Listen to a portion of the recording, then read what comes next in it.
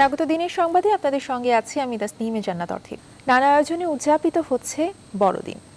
যীশু খ্রিস্টের জন্মদিন উপলক্ষে বিশ্বের অন্যান্য দেশের মতো বাংলাদেশে উদযাপিত হচ্ছে শুভ বড়দিন।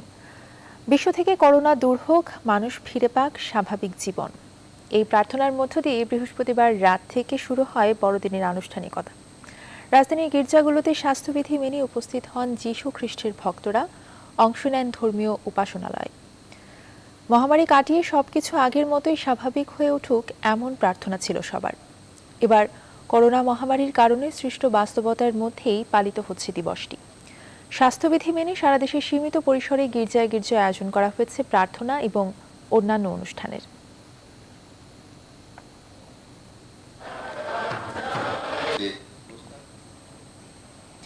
এদিকে করোনা মহামারীর মধ্যে বিশ্বে এবার ভিন্ন আঙ্গিকে পালিত হচ্ছে খ্রিস্ট ধর্মের সবচেয়ে বড় ধর্মীয় উৎসব বড়দিন। ভাইরাস সংক্রমণ এড়াতে অনেক দেশই উৎসবটি ঘরোয়াভাবে উদযাপন করলেও বেশ কিছু দেশে দেখা গেছে ব্যতিক্রম চিত্র। তবে মহান এই বিশেষ দিনে সবার মনে একটাই আশা, নতুন বছরে বিশ্ব থেকে মুছে যাবে করোনার কালো ছায়া। বিস্তারিত নিবিড় আমিনের ডেস্ক রিপোর্টে। অন্যান্য বছর বড়দিনে যীশুখ্রিস্টের জন্মস্থান বেথলেহেমে সাজ সাজ রব থাকলেও চলতি বছর করোনার কারণে দেখা গেল অনেকটাই সাদামাটারু। মধ্যরাতে ক্রিসমাসের আয়োজনে অংশ নেন স্থানীয় বাসিন্দা সহ সীমিত সংখ্যক ধর্মীয় আধিকারিকদের একটি দল। বাতিল হয়েছে বেশিরভাগ আয়োজন। সংক্রমণ এড়াতে চলতি ডিসেম্বরের প্রতি শুক্রবার লকডাউন জারি করেছে জর্ডান সরকার। ক্রিসমাসের দিনেও বাড়িতে অবস্থানের নির্দেশ দিয়েছে কর্তৃপক্ষ। তবে অনেকেই সেই নিষেধাজ্ঞা প্রত্যাহার করে করোনা বিধিনিষেধ মেনেই অংশ নিয়েছেন উৎসবে। বড়দিন উপলক্ষে রাশিয়ায় করোনার নিষেধাজ্ঞা প্রত্যাহার হওয়ায় জাঁকজমকভাবেই ক্রিসমাস উদযাপন করেছে মস্কোর বাসিন্দারা। ক্রেমলিনের বাইরে উৎসবমুখর পরিবেশ উপভোগ করতে দেখা গেছে রুশ নাগরিকদের। ক্রিসমাসের এই ছুটিতে সস্ত্রীক এক ভিডিও বার্তা প্রকাশ করেছেন করোনা সংক্রমণের শীর্ষে থাকা যুক্তরাষ্ট্রের প্রেসিডেন্ট ডোনাল্ড ট্রাম্প। শুভেচ্ছা বাণীর পাশাপাশি করোনা টিকাকে ক্রিসমাসের অলৌকিক ঘটনা বলে আখ্যায়িত করেছেন তিনি। সংক্রমণ রোধে ঘরোয়াভাবেই বড়দিন উদযাপন করেছে ফরাসি নাগরিকরা। তবে গ্রিসে বড়দিন ও নববর্ষের ছুটিতেও রাত 10টা থেকে ভোর 5টা পর্যন্ত জারি করা হয়েছে কারফিউ। ঘরের ভিতরেও দুই পরিবারের মাত্র 9 সদস্যকেই দেয়া হয়েছে উৎসবে দেখা করার অনুমতি। নিবিড় আমিন, নিউজ 24। ধর্মের ভুল ব্যাখ্যার মাধ্যমে জাতীয় সঙ্গীতকে কটাক্ষ করার অভিযোগ উঠেছে এক শ্রেণীর তথাকথিত আলেমদের বিরুদ্ধে। ইসলামী চিন্তাবিদ এবং গবেষকদের মতে ওইসব বিতর্কিত আলেমরা সঠিক তথ্য না জেনে সোশ্যাল মিডিয়াকে ব্যবহার করে ধর্মপ্রাণ মুসলমানদের মধ্যে বিদ্বেষ এবং বিভাজন সৃষ্টির চেষ্টা করছেন, যেটি ইসলামের দৃষ্টিতে হত্যার চেয়েও জঘন্য অপরাধ। অন্যদিকে তাদের এই কর্মকাণ্ডকে সংবিধান অবমাননা এবং শাস্তিযোগ্য অপরাধ বলছেন attorney general AM Amin Uddin. আরো জানাচ্ছেন লাকমিনা জেসমিন সোমা। চিরদিন তোমার আকাশ তোমার বাতাস আমার প্রাণে বাজায় বাঁশি, এটা তোর বাপের আকাশ। ওমা তোমার আকাশ তোমার বাতাস, তাই আব্দুর রাজ্জাক বিন ইউসুফ বলেছেন তোর বাপের আকাশ। বাংলাদেশের জাতীয় সঙ্গীতকে কটাক্ষ করে এমন নানা রকম ব্যাখ্যা দিচ্ছেন এক শ্রেণীর তথাকথিত আলেম। আমার সোনার বাংলা আমি তোমায় ভালোবাসি, যেন জমিদাররা ওদের খাজনাপাতি উঠাইতে কষ্ট না হয়। বঙ্গবন্ধু শেখ মুজিবুর রহমানও এই জাতীয় সঙ্গীতকে পছন্দ করে না। ইতিহাস বিকৃত করে ধর্মের নামে জাতীয় সঙ্গীতের এমন ব্যাখ্যা কতটুকু সত্য, নিউজ 24 এর কাছে ইসলামী দৃষ্টিকোণ থেকে ব্যাখ্যা করলেন দুজন ইসলামী চিন্তাবিদ ও গবেষক। নদীকে মায়ের মতো বলতে পারছে, এরপরে পীরকে পীর বাবাজি বলতে পারতেছে, মাতৃভূমি বলতে তাদের অসুবিধা নেই, মাতৃভাষা বলতে অসুবিধা নেই। যে মাত্র বলে মাতর মুখের বাণী, তখন তাদের এইগুলি তারা বলে থাকে, এটি সঠিক নয়। ইসলাম সারা পৃথিবীর মানুষের জন্য আল্লাহ পাঠিয়েছেন, আর রাষ্ট্রের যে বিষয়গুলা এইটা কোরআনের সাথে সাংঘর্ষিক নয়, এবং যে কোনো বিষয় রাষ্ট্র ঠিক করবে। এখন পর্যন্ত কোনো মাওলানা বলেন নাই যে এই আইনটা কোরআন এবং সুন্নাহর বিরুদ্ধে। এ তো গেল ধর্মের ব্যাখ্যা, আর এসব মিথ্যাচারের বিরুদ্ধে রাষ্ট্রের আইন কি বলছে জানালেন অ্যাটর্নি জেনারেল। সংবিধানের যে বিষয়গুলো আছে এগুলো ধরনের এইসব বিষয়ে কোনো বক্তব্য রাখা বা এটাকে অনাস্থামূলক করা, মানুষের যে আস্থা আছে এটাকে নষ্ট করার জন্য প্রচেষ্টা চালানো সবকিছু কিন্তু রাষ্ট্রদ্রোহিতামূলক অপরাধ হিসেবে গণ্য হবে আমাদের সংবিধানের 7 ক 1 খ অনুযায়ী। যিনি যে বক্তব্যটা রাখছেন তার যেমন অপরাধ এবং যিনি এটা প্রচার করছেন তারও কিন্তু সমান অপরাধ। শুধু রাষ্ট্রীয় সংবিধান অবমাননা নয়, ধর্মের নামে ফিতনা অর্থাৎ মিথ্যাচার, গুজব বা ভুল তথ্য ছড়ানো ইসলামী শরীয়ত অনুযায়ী হত্যার চেয়েও জঘন্য অপরাধ বলছেন ইসলামী চিন্তাবিদরা। যারা ধর্মপ্রিয় মানুষ সকলকে আহ্বান করব যে মিথ্যাচার দিকে পা না বাড়িয়ে সত্যের দিকে আসার জন্য, দেশপ্রেমে উদ্বুদ্ধ হওয়ার জন্য। আল্লাহ বলছেন ফিতনা হত্যা থেকে আরো বেশি অপরাধ। জ্ঞান অর্জন না করেই যদি কেউ এভাবে ফেসবুক মৌলানা হয়ে নিজেদের সস্তা একটি বাহবা পেতে চান, তাহলে আমাদের জনগণের উচিত যে সেটিকে অবহেলা করা। কখনো ধর্মীয় জ্ঞানের অভাবে, আবার কখনো রাষ্ট্রবিরোধী স্বার্থে যখন জাতীয় সঙ্গীতের অবমাননা করা হচ্ছে, তখন ইসলামী আদর্শ মেনেই বহু মাদ্রাসায় যথাযথ মর্যাদায় জাতীয় সঙ্গীত গাইছেন শিক্ষার্থীরা।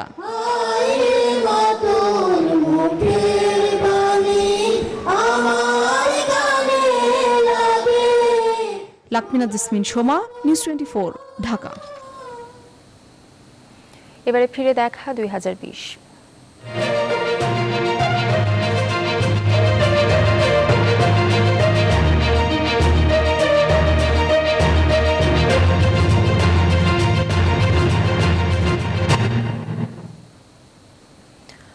মহামারীর বছর 2020। এবছর বাংলাদেশ হারিয়েছে অগণিত মানুষকে। শিক্ষাবিদ, রাজনীতিবিদ, সাংস্কৃতিক ব্যক্তিত্ব, ক্রীড়া ক্ষেত্র সহ বিভিন্ন অঙ্গন থেকে দেশ বরেণ্য মানুষেরা চলে গেছেন না ফেরার দেশে। বিস্তারিত অন্তরা বিশ্বাসের রিপোর্টে। কামাল লোহানী ৭১-এ বিজয়ের খবর স্বাধীন বাংলা বেতার কেন্দ্র থেকে পাঠ করে জনতার দরবারে পৌঁছেছিলেন। সেই যোদ্ধার কণ্ঠস্বর হার মানে কোভিডের কাছে। বাঙালি জাতি হারায় ইতিহাসের এক অনন্য অধ্যায়। শিক্ষাক্ষেত্রেও এবছর বাংলাদেশ হারায় অগণিত প্রাণ। কোভিডের সামনে থেমে যায় জাতীয় অধ্যাপক, শিক্ষাবিদ আনিসুজ্জামানের হৃদস্পন্দন। বার্ধক্যজনিত কারণে বিদায় নেন শিক্ষাবিদ এমাজউদ্দিন আহমদ।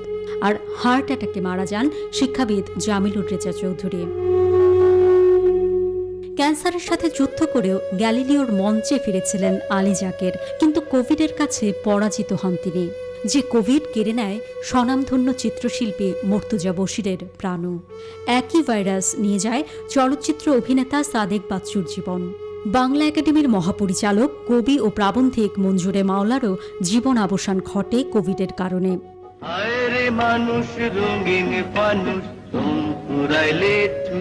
কিংবদন্তি শিল্পী এন্ড্রু কিশোরের কণ্ঠ কয়েক দশক ধরে বাঙালির হৃদয়ে হরণ করেছিল।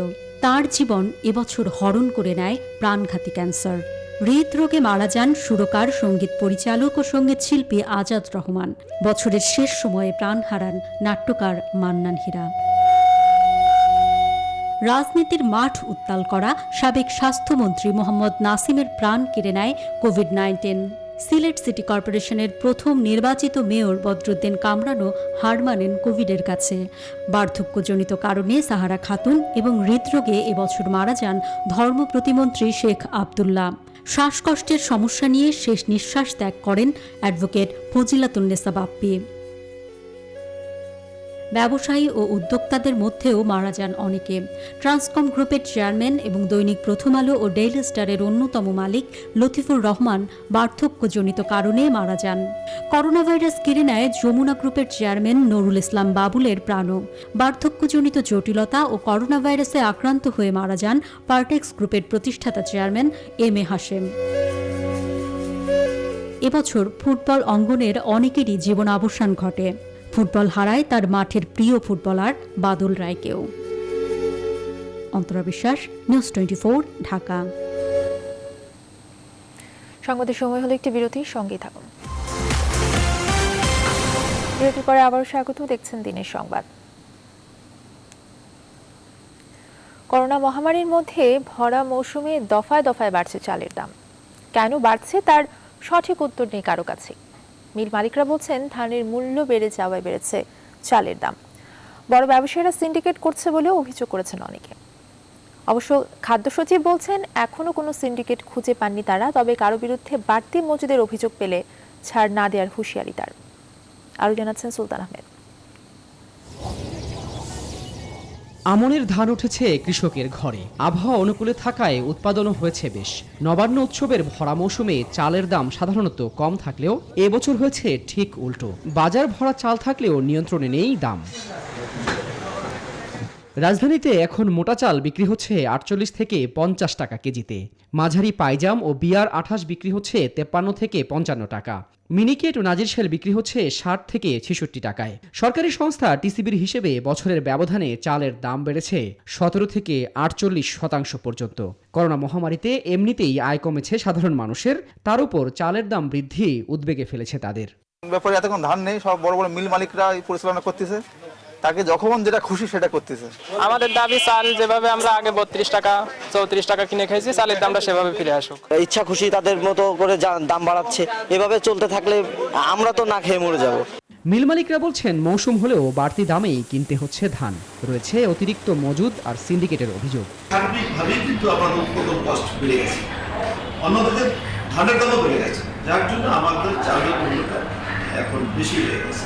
কয়েক মেগা ব্যবসায়ী এসে তাদের ধানগুলো তারা সংগ্রহ করে নেওয়া এক ধরনের যেটা বলতে পারেন মজুতদারি বলেন বা সিন্ডিকেটের মতো হয়ে গেছে, কারণ টাকা তাদের কাছে কয়েক লোকের কাছে টাকা আছে।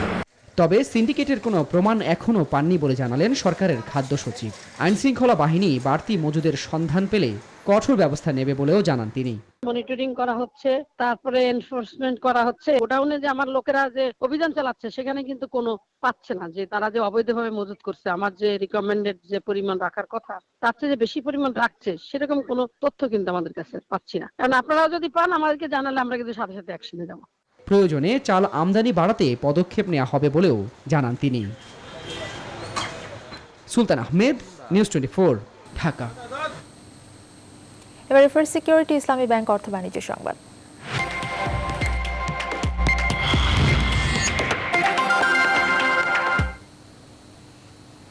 আমনের ভরা মৌসুমেও চট্টগ্রামে অস্থির চালের বাজার। এক সপ্তাহের ব্যবধানে চালের দাম বেড়েছে বস্তা প্রতি ২০০ থেকে ৩০০ টাকা পর্যন্ত। দফায় দফায় চালের দর ঊর্ধ্ব গতিতে বিপাকে পড়েছেন ক্রেতারা। তবে বাজার নিয়ন্ত্রণে এরই মধ্যে ভারত থেকে চাল আমদানি শুরু করেছে সরকার। চট্টগ্রাম বন্দরে খালাস করা হয়েছে ৪,১১৩ মেট্রিক টন চাল। আগামী এক মাসের মধ্যেই আরও ১.৫ লাখ মেট্রিক টন চাল বিভিন্ন দেশ থেকে আসবে বলে জানালেন সংশ্লিষ্টরা। নয়ন ভুরা জয়ের তথ্য ছবিতে দেখুন ডেস্ক রিপোর্ট। চট্টগ্রামে সবচেয়ে বড় চালের পাইকারি বাজার চাকতাই ও পাহাড়তলী বাজারে পর্যাপ্ত চালের মজুদ রয়েছে। তারপরও আমনের ভরা মৌসুমে এক সপ্তাহের ব্যবধানে চালের দাম বেড়েছে বস্তা প্রতি ২০০ থেকে ৩০০ টাকা পর্যন্ত।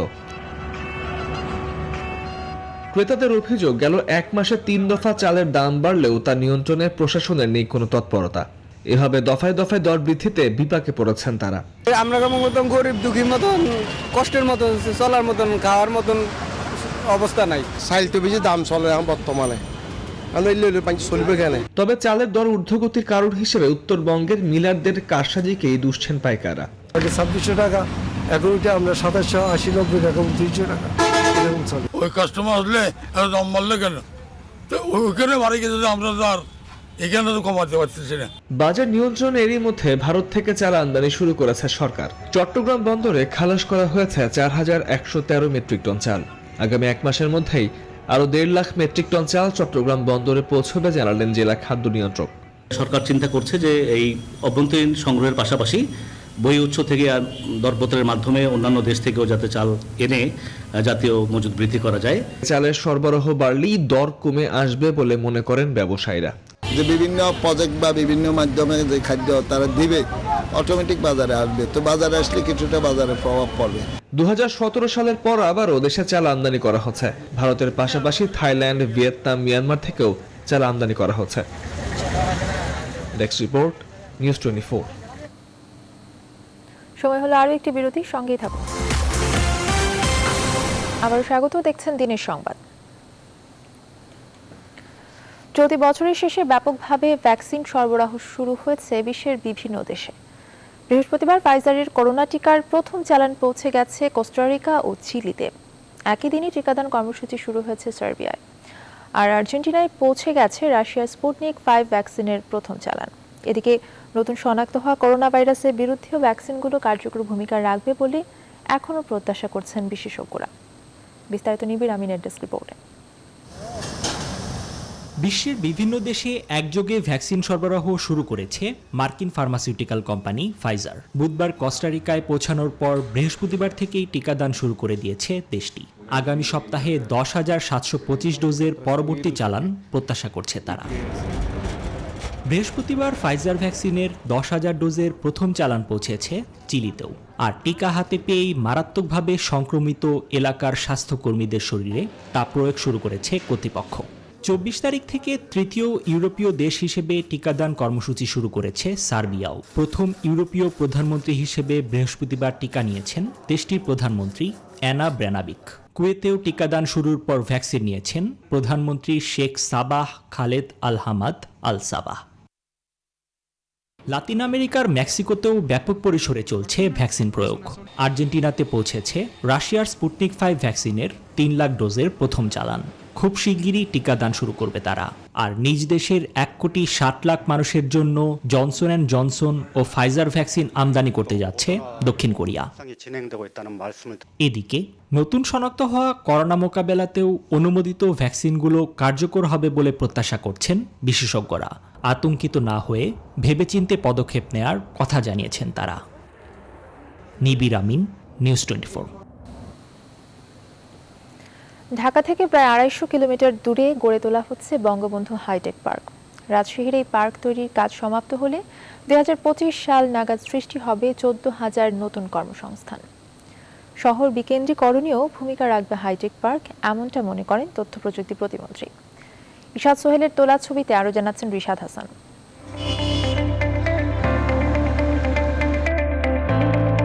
Bangabandhu hi-tech park Rajshahi 31 acre জায়গার উপর গড়ে ওঠা এই জায়গাকে উত্তরবঙ্গের নতুন আইটি হাব হিসেবে গড়ে তুলছে বাংলাদেশ হাইটেক পার্ক অথরিটি। এর ভেতরে Sheikh Kamal IT training incubation centre এখন কাজ করছে পূর্ণদমে। পাশেই তৈরি হচ্ছে জয় সিলিকন টাওয়ার। একদম যারা নতুন উদ্যোক্তা তাদেরকে এখানে জায়গা দেওয়া হবে। তারা একদম এখান থেকে তাদের ইনোভেশন আইডিয়া, তাদের চিন্তা চেতনাগুলো এখান থেকে পরিস্ফুটন করতে পারবে। বঙ্গবন্ধু হাইটেক পার্ক রাজশাহীর কাজ যখন শেষ হবে তখন এখানে তৈরি হবে 14,000 তরুণের নতুন কর্মসংস্থান। কিন্তু যখন প্রশ্ন থাকছে যে মানুষ ঢাকা থেকে প্রায় 250 কিলোমিটার দূরে, তার অর্থ কেন বিনিয়োগ করবেন, তখন এর সহজ উত্তর এখানকার যোগাযোগ ব্যবস্থা।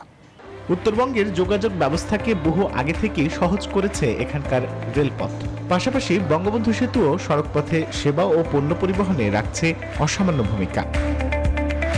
এছাড়াও অভ্যন্তরীণ বিমানবন্দরকে আন্তর্জাতিক মানের করে গড়ে তোলার কথা জানান রাজশাহীর সিটি মেয়র।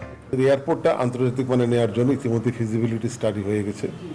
নতুন একটা রানওয়ে সহকারে এটা আন্তর্জাতিক মানের কাছাকাছি টেন্ডারে যাবে হয়তো আগামী 1 বছরের মধ্যে।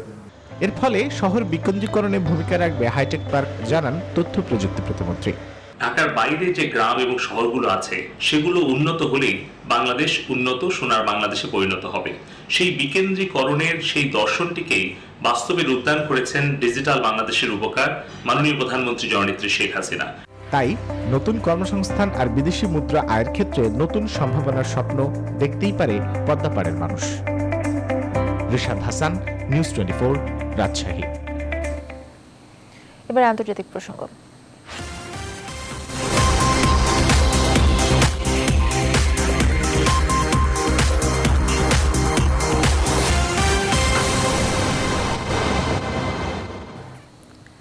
নানা জল্পনা এবং আলোচনার পর অবশেষে খুলে যাচ্ছে ব্রিটেনের সাথে ইউরোপীয় ইউনিয়নের ব্রেক্সিট পরবর্তী বাণিজ্য চুক্তির জট। বৃহস্পতিবার লন্ডনে এই বিষয়ে একটি চুক্তি স্বাক্ষর করেছে দুই পক্ষ। স্বাক্ষরিত এবং নিরপেক্ষ এবং সামঞ্জস্যপূর্ণ চুক্তিটি দুপক্ষের জন্যই মঙ্গলজনক বলে মন্তব্য করেছেন ইইউ এর president Ursula von der Leyen. চুক্তি সইয়ের পর টুইটারে বিজয়ের উল্লাসরত অবস্থায় এক ছবি পোস্ট করেছেন ব্রিটিশ প্রধানমন্ত্রী বরিস জনসন।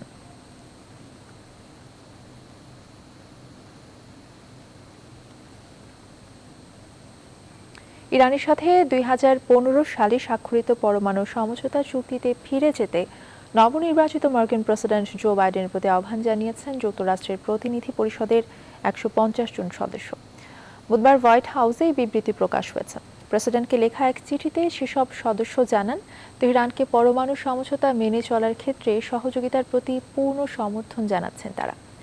দীর্ঘ 12 বছরের আলোচনার পর 2015 সালের জুলাই মাসে 6 জাতিগোষ্ঠীর সাথে পরমাণু সমঝোতা সই করেছিল ইরান। কিন্তু ডোনাল্ড ট্রাম্প চুক্তিটি থেকে বেরিয়ে যাওয়ার পর ইরানের বিরুদ্ধে দফায় দফায় নিষেধাজ্ঞা জারি করেছে যুক্তরাষ্ট্র। পরবর্তীতে এক পর্যায়ে পরমাণু সমঝোতার প্রতিশ্রুতি বাস্তবায়ন স্থগিত রাখতে বাধ্য হয় ইরানি প্রশাসন।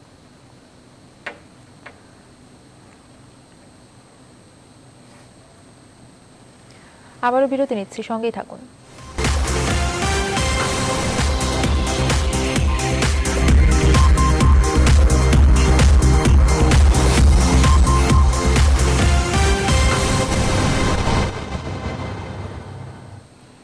আবারও স্বাগত, দেখছেন দিনের সংবাদ। এবারে খেলার খবর। শুভ বড়দিনে ভক্ত সমর্থকদের শুভেচ্ছা জানিয়েছেন রোনালদো, মেসি, নেইমারের মতো বিশ্বনন্দিত ফুটবলাররা। ক্রিসমাসের ছুটিতে পরিবার পরিজন নিয়ে ছুটি কাটাচ্ছেন তারা। সামাজিক যোগাযোগ মাধ্যমে পরিবারের সঙ্গে কাটানো ফুটবলারদের স্থির চিত্রগুলো এখন ভাইরাল। করোনা মহামারীর এই বাস্তবতায় সবাইকে সাবধানে থেকে ছুটি উপভোগের পরামর্শ দিয়েছেন। বিস্তারিত রিপোর্ট। এবারের বড়দিনটা মেসির জন্য বিশেষভাবে উপভোগ্য, কারণ দিন কয়েক আগেই ক্লাবের হয়ে সর্বোচ্চ গোলের রেকর্ডটা নিজের নামের পাশে বসিয়েছেন। এরপরেই ছুটিতে গেছেন পরিবারের কাছে। বড়দিনের ছুটিতে পরিবারের সঙ্গে কাটানো ছবি পোস্ট করেছেন নিজের সামাজিক যোগাযোগ মাধ্যমে। স্ত্রী সন্তানদের নিয়ে আমোদে রোনালদো পুরোপুরি ছুটির আমেজে পরিবার নিয়ে কাটানো মুহূর্তগুলো ফ্রেমবন্দি করে রেখে পোস্ট করেছেন ইনস্টাগ্রামে। সবাইকে জানিয়েছেন বড়দিনের শুভেচ্ছা। নেইমার তো উদযাপনে আরও এক ধাপে গিয়ে একেবারে স্পেস শুট পরে নিজের টুইটারে দিয়েছেন এমন ভিডিও, সঙ্গে জানিয়েছেন ক্রিসমাসের শুভেচ্ছা। Merry Christmas Brevis nice. পিএসজির আরেক তারকা এমবাপ্পে ইনস্টাগ্রামে তার মায়ের সঙ্গে ছবি পোস্ট করেছেন। বড়দিনের শুভেচ্ছা জানিয়েছেন সবাইকে। বড়দিনের ছুটির ঝাপটাটা লেগেছে লিভারপুল তারকা মোহাম্মদ সালার গায়েও। লিগ ও জাতীয় দল মিলিয়ে ব্যস্ত সময় পার করা এই মিশরীয় ফরওয়ার্ড ক্রিসমাস ট্রিপ পেছনে রেখে নিজের পরিবারের সঙ্গে আনন্দঘন সময় কাটানোর ছবি পোস্ট করেছেন সামাজিক যোগাযোগ মাধ্যমে। এছাড়াও সামাজিক যোগাযোগ মাধ্যমে বড়দিনের শুভেচ্ছা জানিয়ে পোস্ট করেছেন লেভানডস্কি, ডি মারিয়ার মতো তারকা ফুটবলাররা। এছাড়াও শুভেচ্ছা জানিয়েছেন ব্রাজিলের সাবেক তারকা ফুটবলার পেলে। মাহফুজুল ইসলাম, নিউজ 24। এই ছিল এখনকার আয়োজন। আরও জানতে ভিজিট করুন www.news24ed.tv। সাথে থাকার জন্য ধন্যবাদ সবাইকে।